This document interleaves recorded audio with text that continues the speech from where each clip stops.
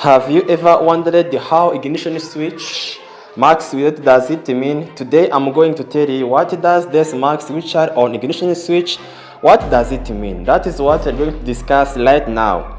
The first one is what we call what is ignition switch. When we say ignition switch is the fundamental component in a vehicle that controls the flow of power from the car's battery to the ignition system and other electrical systems. This is ignition switch. This ignition switch, it has four marks which are lock position, accessories position, on position, and start position. So let's see what does this marks which are on ignition switch, what does it mean?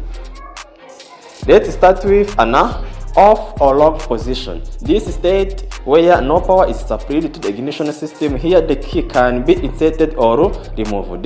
This is where an ignition key is inserted in order to control the flow of power from the car's battery to the electrical systems or electrical consumers. Then accessory position. In this position, the power is supplied to some certain accessories like radios, windows, cigarette lighter, but engine ignition system is still off. In this position, the power is being transferred from a battery through this ignition switch to the systems which like radios, windows, but here the ignition system and fuel supply system are all closed, and this position an engine cannot start.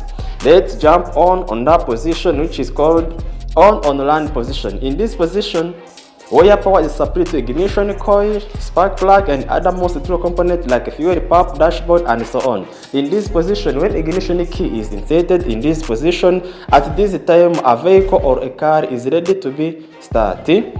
The last position is called the start position. In this position, that engage the starter motor. When key is turned to start, it sends power to the starter which crank the engine. At this moment, the engine may start.